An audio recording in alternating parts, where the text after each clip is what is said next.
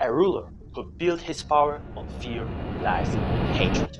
Probably a mentally ill man who started a bloody war in the center of Europe and threatens the whole world with a nuclear apocalypse. A fabulously wealthy lover of palaces, yachts, and beautiful women. An assassin of his political opponents, a pathological liar, and a coward who happened to be at the top of power. Today, I will tell you more than 50 facts about Vladimir Putin that we went to hide from you. My name is Nick. Please subscribe to my channel right now, and here we go. Vladimir Putin was born in 1952 in St. Petersburg, Russia. Putin was the youngest of three brothers. His parents were low-paid laborers, and he spent his childhood in poverty, living in a communal apartment. Putin's schooling was mediocre. He was brought up on the street, and his only achievements were in sports, judo and sambo. After graduating from school, Vladimir Putin entered the Leningrad State University, where he studied law. In the early 80s, Putin served in the USSR State Security Committee, or KGB, finishing his service in the early 90s, working in the intelligence service in Germany. Later propaganda will make him almost a hero in intelligence, but according to the testimony of his fellow students and co-workers, Putin never shown the talent, was in a boring, bureaucratic job, and had a characteristic nickname, Mole. After serving in KGB, Vladimir Putin returned to St. Petersburg and became the deputy mayor of the city, Anatoly Sobchak. During this period, numerous allegations emerged about Putin's ties to criminal structures and involvement in corruption schemes. One of the most famous scandals during this time was related to food, where Putin was accused of participating in a corrupt scheme to import food. Hundreds of millions of dollars worth of oil products and metal were shipped to the West through Putin in exchange for food that wasn't delivered. The money obviously settled in the pockets of Putin and his cronies. The case wasn't fully investigated. Most of today's Russian oligarchs, officials, and other powerful people in Russia have roots from this period of Putin's life or from his childhood and youth. Here are just a few of the names of Russia's current masters: Putin's friends: Gennady Timchenko, Arkady and Boris Rotenberg, Alexei Miller, Sergei Chemezov, German Gref, Igor Sechin, Dmitry Medvedev. Each of them is fabulously and undeservedly rich. After his boss Sobchak lost the mayoral election, Putin moved closer to the even incumbent president Boris Yeltsin. From 1996 to 1999, he carried out every assignment that came his way from the presidential administration.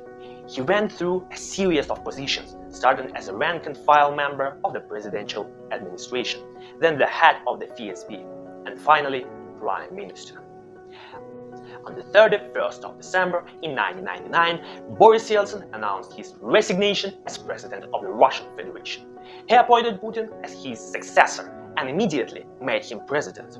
This was facilitated by members of Yeltsin's family and close oligarchs. Putin's figure was chosen as a compromise and controllable in order to guarantee Yeltsin's security. For this purpose, the propaganda makes an image of him as a major, strong leader who will stop the war in Chechnya and put an end to the fight against terrorism. There are good reasons to assume that the terrorist attacks that swept across Russia at the time were organized by the FSB and were part of Putin's election campaign. Already during his first term, Putin's people began to control oil, gas, and all financial flows in Russia. The independent media was taken over by people close to Putin. The biggest news channels in the country began to propagandize Putin policies as ideal. Under the guise of fighting the oligarchy began the redistribution of property. Unwanted oligarchs who had lived well under Yeltsin were forcibly removed from power. Oligarch Khodorkovsky was sent to prison. Oligarch Berezovsky found himself in British exile. The country is experiencing a number of political assassinations that are clearly ordered by its president. Here are the prominent of them. Alexander Litvinenko, 2006. Former FSB officer Alexander Litvinenko died in London after being poisoned with polonium-210. In his statements before his death, he blamed the Russian government and Putin personally. Anna Politkovskaya, 2006. Famous Russian journalist Anna Politkovskaya was assassinated in Moscow on Putin's birthday. Her journalistic work was against corruption and human rights abuses. Boris Nemtsov, 2015. Putin's political opponent, opposition party leader, and former Russian deputy prime minister Boris Nemtsov was assassinated in Moscow, near the Kremlin. As his power has grown, Putin has instituted an increasingly aggressive domestic policy for the country. Peaceful rallies and protests were suppressed by security forces. Protesters were tried and then sent to prison. Putin decided that the most effective way to hold on to power was to keep his people in fear with police patents and criminal cases. Against this backdrop, Russia's foreign policy under Putin has become increasingly aggressive. In 2008, Russia invaded Georgia. In 2014, Crimea was annexed and Putin-controlled Pseudo-Republic were established, DNR and LNR, as preparation for the subsequent war in Ukraine. Not surprisingly, against the backdrop of such policies, Putin fears for his life and has taken unprecedented measures to protect himself. Today, he is one of the most guarded people in the world. It is getting to the point of complete madness. And before we get to the most interesting part, I want to tell you how I know so much about every day that we hear. I created a unique personalized album with an illustrated list of a particular day's event, its holidays and famous birthdays. By the way, as a birthday gift, such an album is designed. Buy it for your loved ones. Yes, I made 365 of them. Check them out at the link in the description. And we move on. It's getting to the point of complete lunacy. Vladimir Putin has a special employee of the Federal Security Service, or FSO, who is responsible for keeping his fascists and urine safe while traveling and delivering them in a special suitcase back to Moscow. In other words, Putin literally shits in his suitcase. According to experts on physiognomy, Putin has at least 6 doppelgangers: Udmurt, Babler, Kuchma, banker, diplomat, Rus. Also, this fact proves Putin's frequent appearance in different places almost simultaneously. Vladimir Putin has several official residences. The most famous and luxurious of them are the Kremlin, Novgorodovo in Moscow, Bocharo Stream in Sochi, and Valdai in the Novgorod region. Also, the president of Russia has, according to different data, at least 1,000 unofficial palaces. The most famous of them is the palace in Vilenji, Krasnodar region.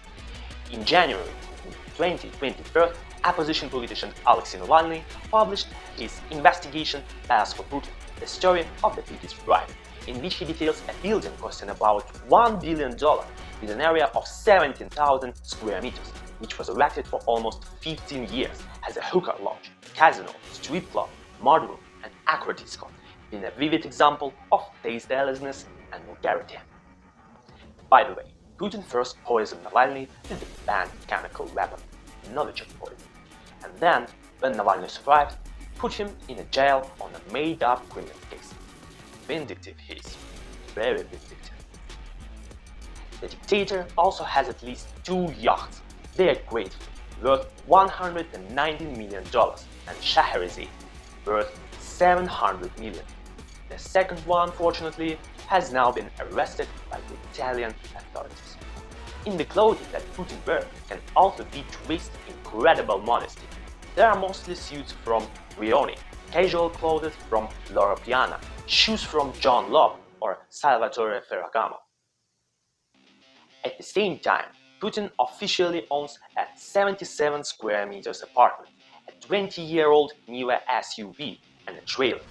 Using this information, the propaganda makes him an aesthetic and a penniless man.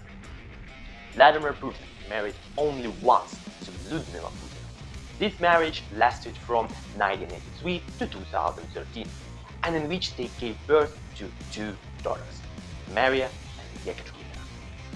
The champion of traditional family values during his reign had relations with the absolute world boxing champion Vitaly Rogozin, nicknamed Sledgehammer, with the Russian intelligence agent operating in the United States, Anna Chapman, and the shareholder of the Bank Russia, Svetlana Krivonovich, who gave birth to Putin's daughter.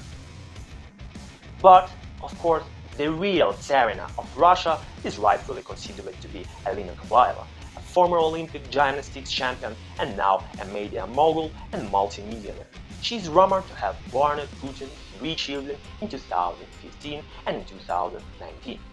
The major, fictionalized by propaganda, is actually famous for his cowardice and complexes, which he takes out not only on his subjects around him, but also on world politicians.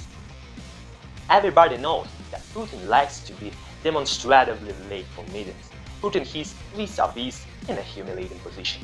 There are at least a dozen such facts, the most famous of which were being 50 minutes late for a meeting with Pope Francisco in 2015 and 40 minutes late for a meeting with Donald Trump in 2018.